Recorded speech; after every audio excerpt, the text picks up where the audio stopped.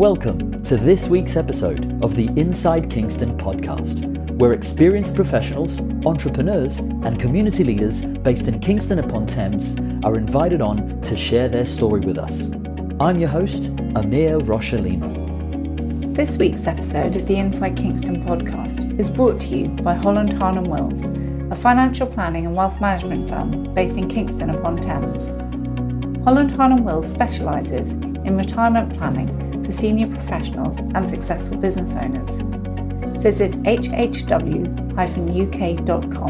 to start feeling more relaxed and confident about your financial future. Thank you for joining us for another episode of the Inside Kingston Podcast. I'm joined today by Erica Ferrar. Erica is the founder of A Little Holistic Oasis, a stress management consultancy based in Surbiton. What's unique about Erica is how she draws on her 30-year background in dental health to highlight the importance of good health to our physical, psychological, and emotional well-being. And be sure to listen to the end, where Erica shares with us some tips to manage our stress levels as we start emerging out of lockdown. So whether you're interested in knowing more about stress management, or would like to know more about what it takes to run a successful independent business, then I hope you enjoy this episode of the Inside Kingston Podcast.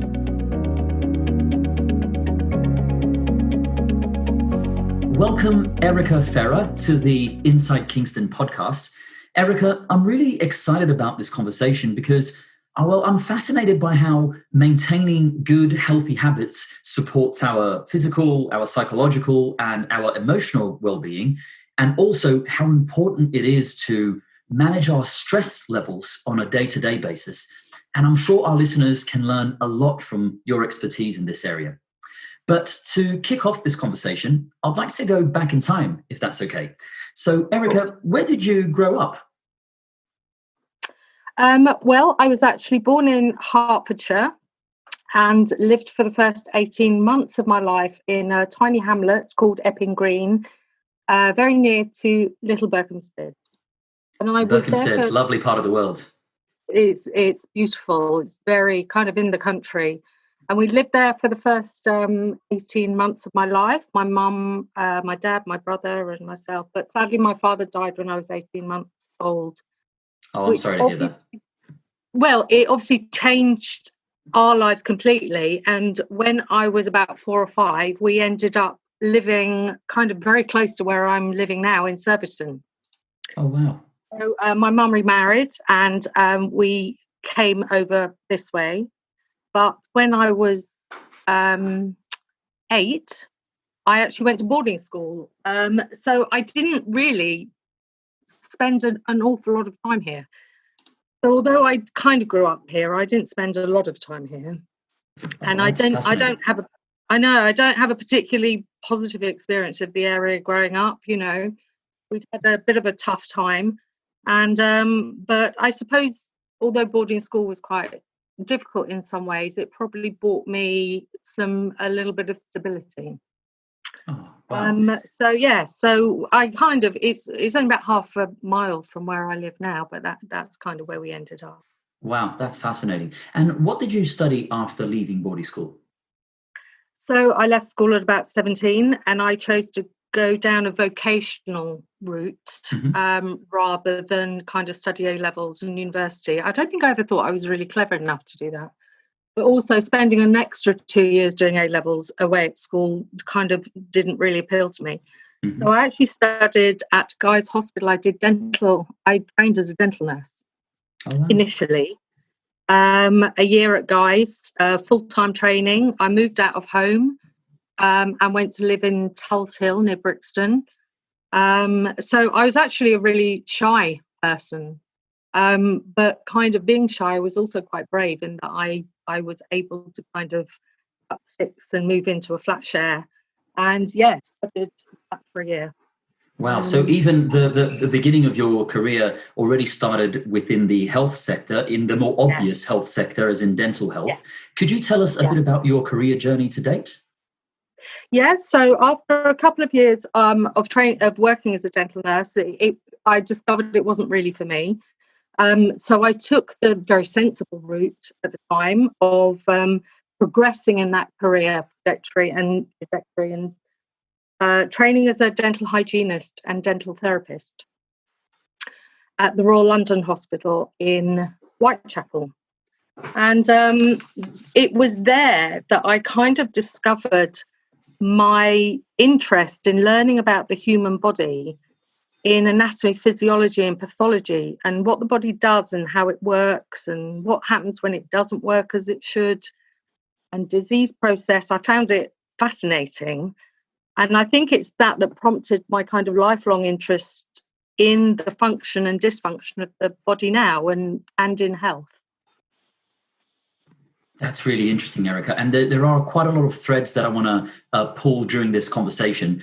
Just before I do so, I understand that for many years you worked backstage at music festivals, delivering massage and reflexology treatments to, well, effectively worn out rock, pop and folk musicians. Just how was that experience? It was a great experience. It's actually where I got my first taste of working as a therapist. So even before I'd opened a practice, my best friend, it was her company that had these contracts, and she asked me if I would go and work with her. So dating back to 2002, working at the V Festival and Tea in the Park in Scotland and the Cambridge Folk Festival. And it literally was working with exhausted musicians, artists, performers, comedians. They'd been on tour for months and then sleeping in tour buses and had all kinds of aches and pains. So we were literally working 10, 15-minute sessions, getting them out of trouble before they went on stage. It was good fun, but it was tiring work. I bet. Yeah. And bringing this conversation to the present, could you tell us a little bit about your business today? Yes. So I actually opened A Little Holistic Oasis in 2014. So I was kind of suffering a little bit of burnout from my other profession, and I had already trained in several modalities, and I kind of wanted to incorporate that into my working life more. So I gave up a couple of days of my dental hygiene job and opened the practice with no clients, no fanfare. Nothing, a lot of naivety, and no business plan or business sense. And it was kind of, okay, I'm going to do this, but I really don't know how. So I went back to my experience in the music festivals, the setting up of a stall and working at events. My first clients came from Surbiton Festival. I did the Kingston Business Expo, various kind of village fairs, village fetes, anywhere where I might potentially meet clients that I could start to build a list. And it was difficult because I didn't know anything about business, but also that introduced me to the networking scene, which again, I returned to my kind of shy ways. It was quite difficult, but again, you keep going, you keep plugging away. And slowly, I began to build a client list, that I'm kind of proud of today. That's really interesting, Erica. And I'll tell you what, for anybody that's listening that self-identifies as a shy person, I'm sure that this story so far is already inspirational. I mean, the things you've mentioned that you've already done in your life, in your career, by self-identifying as a shy person, it just shows that plowing away, that continuous day upon day, putting one foot in front of the other, compounds, doesn't it? It compounds over time. It does. And you find your path. I think initially, especially in the kind of wellbeing profession, you have this idea that you can go out and help lots of people. And then you hear people kind of saying to you, well, if you go out and try and help everyone, you end up helping no one. And I think because you are in that wellbeing profession, that doesn't really make sense initially. You kind of go, well, why can't I help everybody? I have the skills to, but 5 years, 6 years down the line, I get that.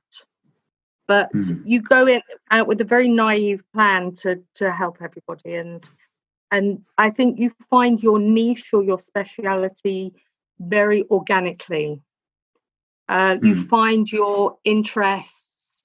I've just found my ideal trainings just come before me. And you find that way. But it's not easy, and you have to be patient, and you have to, as I said, you have to keep plugging away. Yeah. And then you find your confidence. Absolutely. And Erica, actually, speaking of specialisms, I understand that, of course, one of your specialisms at least is in stress management. And it goes without saying that living through this COVID-19 pandemic means stress can be found at the forefront of people's minds. Looking at it with your professional experience, could you tell us some of your thoughts on this? Yes, I think it has been difficult, and I can see the difficulties even in the way, that from a personal point of view, having to close my business and looking at that kind of the financial implications on people, but the isolation that people find themselves in. And I find that that's affected myself. I mean, I'm married, I have a husband, but he's been at work throughout, and I've been on my own in the house for most of the time.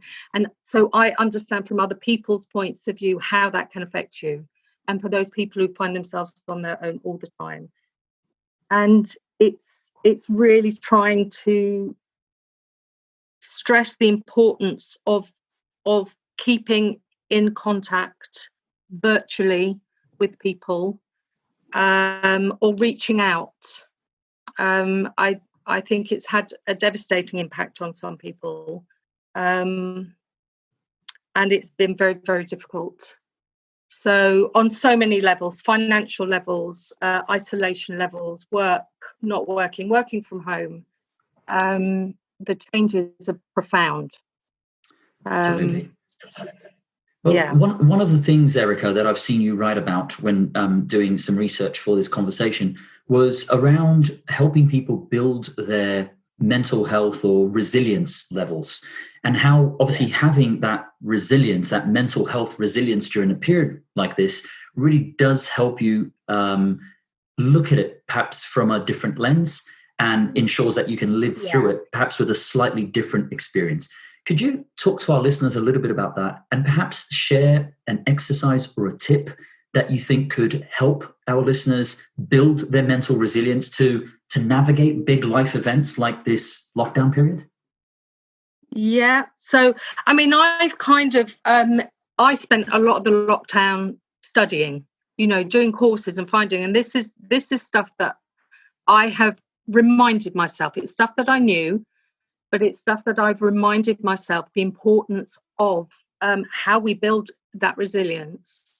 So resilience is all about how we adapt to to life events. And if we're low in resilience, we find it really difficult to navigate those difficult paths. And if we're higher in resilience, it doesn't mean we're not going to come across them, but it means that we can navigate them more easily.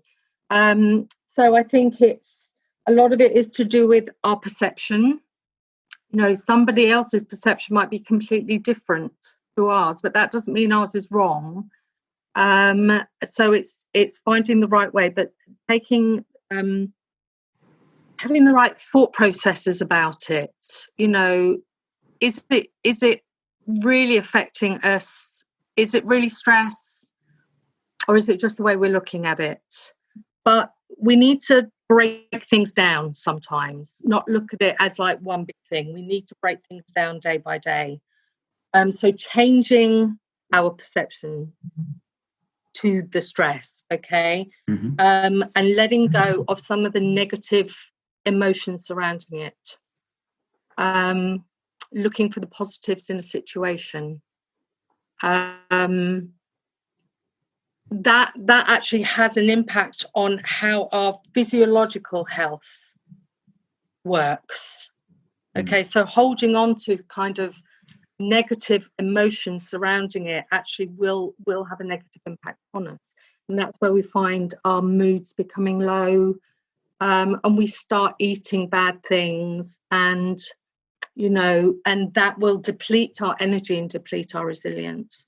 So it's really kind of shifting our focus into finding the positives in a situation. And if we look hard enough, there are quite, they're there.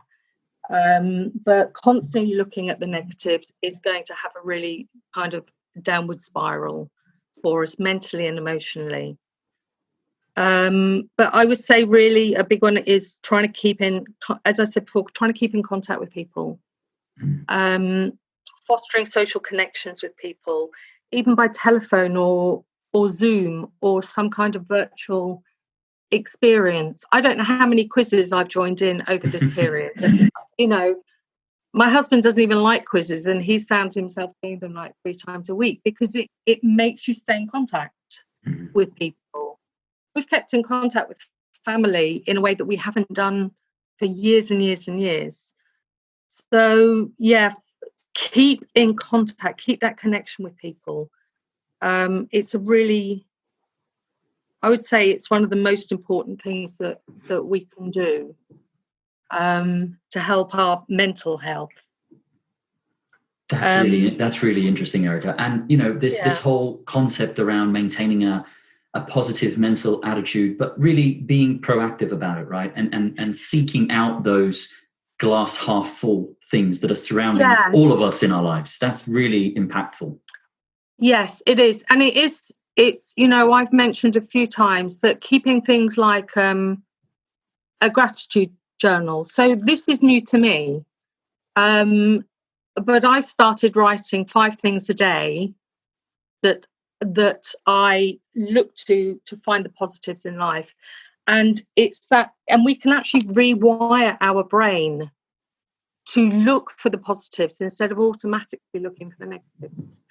And it takes, on average, they say it takes 21 days to kind of forge those connections until they become a natural way of thinking. And it does work. It does work if you kind of sit down and write down the things that you can find positive, even if it's, I woke up this morning and the sun was shining.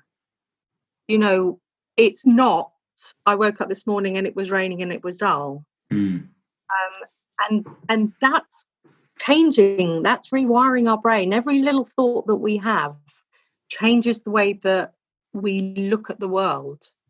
So actually doing things like writing a gratitude journal, it doesn't have to be 5 things, it can be 3 things, and they can be tiny little things, but they build up.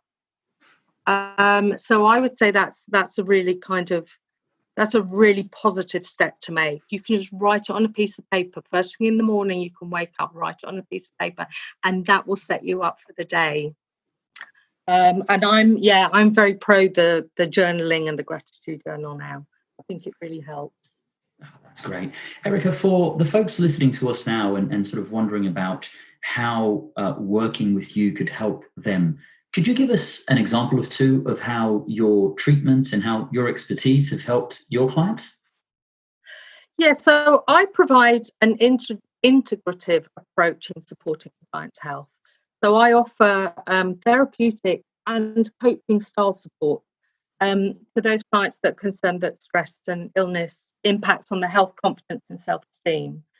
So I'm very much about when people are struggling with chronic stress or chronic illness, it can take you down through kind of really dark rabbit holes, and you can withdraw, and it can really affect your confidence and the way you feel about yourself. So the services that I offer can help to empower my clients to take a proactive approach to managing their health. And together with the work that we do, it can help to restore that confidence and that self-esteem. So it's very much about restoring the confidence that stress and illness can have on you. I do this mainly, say with the therapies, it has an effect on our nervous system. So if we're very stressed, our sympathetic or our stress response of the nervous system is very heightened. And that's when we get all the chemicals and the adrenaline and the cortisol rushing around our system, affecting our heart and all the other systems in our body. And by having a reflexology treatment, what I'm looking to do is to bring that nervous system into a therapeutic relaxation response. And that's bringing it into a balance. So when I'm talking about a therapeutic balance, I'm talking about the balance that's going to make positive change physiologically inside of us. So it's going to calm our heart rate. It's going to slow down those chemicals. It's going to help bring us clarity and focus. We can think more clearly. So when I'm working therapeutically with a client, that's what I'm trying to do. I'm trying to bring the body into a balance that spreads out to every system and every cell in the body. And that's what brings us an optimum health. That's really, really interesting.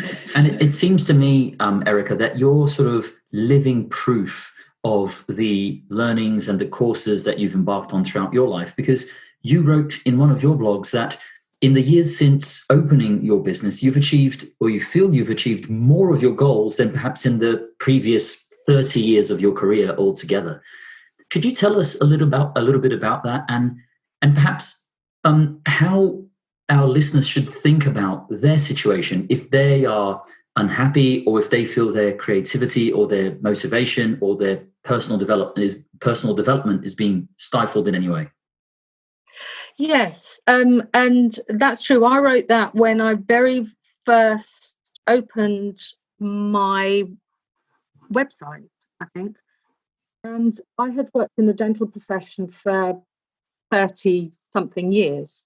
Mm-hmm. And although it's an extremely worthwhile profession, and I do still do one day a week, because what I do in that profession is quite profound. But I found myself kind of wanting to do something else. I needed to do something else, and it was just finding that right thing. And I found it kind of organically. I wanted to pursue my interest in anatomy and physiology. I wanted to find out more about how the body worked and what happened when it didn't work properly. So I did a diploma in anatomy and physiology, and then that led me into reflexology. So that was back in 1999. And that was that kind of light bulb moment where you go, this is it. This is what I've been looking for. I've been looking for something else to do. And that I have a true interest in. And I kind of continued down that path, down a slightly more spiritual path when I trained in Reiki. I found a more fulfilling role in that respect. I found a purpose, which I feel I didn't have before. And then, from there, I would find other things, other subjects, like, doing the stress management training and the resilience coaching. It was more about how the body works when we're in that state of stress, or what we can do ourselves to make us feel better. So it very much started with an interest, almost like a hobby, that developed into a profession. And now I find myself working in something that I love doing. One, because I'm interested in it, but two, it can really help make a difference to people's lives. So I think finding that thing that you're really interested in and you want to continue learning. Every day, even now, I find something. Last night, I signed up to another course on the science of wellbeing, because I just want to find, as much information as I can that I can help to impact on my clients. That's really, really interesting. And it's interesting how this well-being phrase, or this, it's more than that, it's the mindset around well-being, it's disseminating itself across many fields. I for one have become a student of financial well-being, which when I first read about it, I thought it was a fad, and it's anything but. It really is making sure that the client's financial plan and the underlying investments in that financial plan are there to support the ideal life that they would like to, achieve and maintain, perhaps in retirement or in a particular place in life that they are at that moment. So I'm most definitely fascinated by this, and it's really interesting to hear it from a health practitioner's perspective, like yours. Erica, let me switch gears on you slightly, if I may, because I understand that you've recently set up a new venture called Animal Holistics. Could you tell us a little bit about that? Yes. So I, as much as I love what I do, and this is all about my continued learning as well. I've done lots of training in my stress and my resilience coaching, and kind of getting the right channel on my therapies and my specialities and niches. But I always felt that there was just a little corner missing somewhere, and I really couldn't put my finger on what it was. And then somebody at a networking event, a friend of mine, told me about an animal welfare day that was being held at the Harry Edwards Healing Sanctuary near Guildford. Mm-hmm. And I was fascinated by that. And I went, and it was all about animal welfare. And two of the speakers I actually had read books from, and I knew. And the one other speaker, Elizabeth Whiter, I'd never heard of, but I discovered that she did a year's diploma in animal healing. And as much as I already did some work with animals, doing animal Reiki, and I had studied animal Reiki, it was the kind of intensive year and what that would include. So I got accepted onto that course. And it was intense, it was part-time in-class study and a lot of really heavy-duty assignment work. I think I underestimated slightly how much work there was, but I got it all done. And we covered healing and meditation, anatomy and physiology of animals, and we would go to rescue centres and help with healing of animals in rescue centres, and I loved it. And it was like that missing corner. I had found what that was. And yes, an enormous amount of work. And I went on to study canine massage, natural food remedies. So it went on. It was about 18 months study in the end. And then I sat up, and it was kind of just before COVID hit, really, that I had all the pieces together. So I've only actually just set it up fully and got the website up, but it is that missing corner. What are some of the key business lessons you've learned throughout your life? My business lessons, yes, there's lots of them, but I think the key ones are really about keep going, keep learning. At the beginning, I had no idea what I was doing. Everyone said you have to have a plan. You have to have, everything in place, and I didn't. And I think you then have to kind of get a grip and find out what you have to do. And there's no going back, really. You have that feeling sometimes, you think, oh, I can't do this. This isn't for me. But actually what you do is you go out and you learn. And I think that's been really eye-opening. I wanted to go out and help people. I wanted to go out and make people feel better. And I kind of knew practically how to do that, but not in a business sense. So, yeah, have faith. Grab onto the one thing that you do know about. I knew how to work a festival. So I grabbed hold of that. And do what you know. And once you've gained confidence, you can kind of spread out a little bit, but keep going. Absolutely. Yeah. Also, I would say one thing I've learned is that not every client is for you. So I used to get upset if a client kind of came once and then chose not to come again. And I have more clients that come back repeatedly, but sometimes they're just not your customer. And I think it's being that kind of resilient in yourself. You know, don't take things too personally. You'll find the right clients for you. Absolutely. That makes a lot of sense. That makes sense, yeah. Yeah. When you look back at your career journey to date, what are you most proud of? I'm proud of where I am now.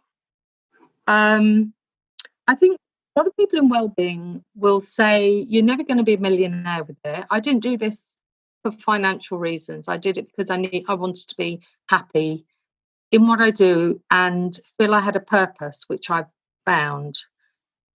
But I'm proud. Early on, I became involved with Love Kingston. And together with Linda Richards, who was working at DataBack, we joined forces to raise money. And, you know, we ran cake sales and I had a massage chair in the other room. And then we did a pop-up stall in the Benthall Centre. And together we won an award, a highly commended mayoral award for innovation in fundraising. You know, it's like we were both proud that we could help even just a little raising money for charities. And I think if I can do that, then I think that's something I can be proud of. Absolutely, and you should. And Love Kingston do great work. And again, our business are proud to support them in whichever way we can as well. So we're kindred spirits on that front, Erica. Yeah. What next for you and your business? Are there any projects in the pipeline you can tell us about? So I am reopening next week. Awesome. I know, it's very exciting. So, you know, we have so many protocols and, you know, we were very high on hygiene and everything in the first place. But, you know, so many protocols in place to ensure safety. So I'm taking things quite slowly, but I have a couple of new projects that I can kind of launch from then. One of them, my main one, is a new reflexology modality called reflexology lymph drainage. And it's the first evidence-based reflexology modality with measurable results. So we're trying to win. I wouldn't say mainstream, that's not really the term, but recognized, and that we can have real therapeutic results. And this modality is really, really integral in helping with what I'm interested in, and that's stress-related health conditions. So I was talking earlier about confidence and confidence-related chronic illness. If somebody has experienced kind of breast cancer-related secondary lymphedema, so that's where they have swelling in their arm after having a mastectomy or something, that can, you know, they've been through grueling treatments and chemo and radiotherapy, and they've been through all their treatment, and then they're left with this arm that is painful and swollen, and they can't use very well, and their clothes don't fit, and there's not a lot conventionally that they can do. And reflexology lymph drainage can really help shift that fluid. That's what it's all about, is helping to actually shift the lymphatic system, remove fluid, remove waste products, build the immune system. It's a very exciting modality. I'm very excited to start using that. So I think, you know, for now, that's kind of my big interest. Exciting times ahead. It helps so many people. I know, I'm so excited. It can help so many people, but it has that effect on improving quality of life. Fantastic. And That's that's what really we want great. to do. Oh, absolutely. Erica, as we start to wrap up, I'd like to ask you a few quick fire questions that our listeners are always interested in. So what do you do to relax outside of the office? I don't really get loads of time to relax. Even with 3 months in lockdown, I was studying and doing courses, and I do like gardening. I have a tiny garden though, but I can lose myself. I find it a very mindful exercise. Time goes by and I haven't thought of anything. So that's great. And we have my husband and I have a very small kind of inflatable boat with an engine, and we poodle off down the river on a hot day with a bottle of Prosecco and a picnic, and it's very slow and it's very gentle, but on a hot day it's beautiful. And I think that's what we look to do when we get that chance. That sounds lovely. So the river, just living where we live by the river, is beautiful. Absolutely. Are there any books that you've recently read that you'd recommend to our listeners? Oh gosh, again, I read a lot of industry books. It sounds really boring. I read a lot on, stress and resilience. I veer strongly between, if I'm on holiday, I'll read something quite light. I quite like Peter James books. They're a detective set in Brighton, and it's very kind of about police procedure, but they're quite light. But then I also like a Bronte novel, and so I can veer quite heavily between a light book and something quite classic. That's really interesting. And are there any movies or TV shows that you've recently watched that you'd recommend to our listeners? We watched Killing Eve.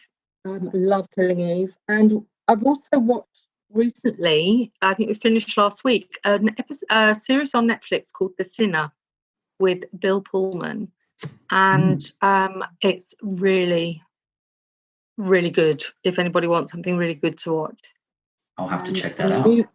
It is really good. There are 3 series of it, and then movies. I love a Danny Boyle film, and last week we watched the film Yesterday, which is a collaboration really between Richard Curtis and Danny Boyle. So really, what can go wrong with that?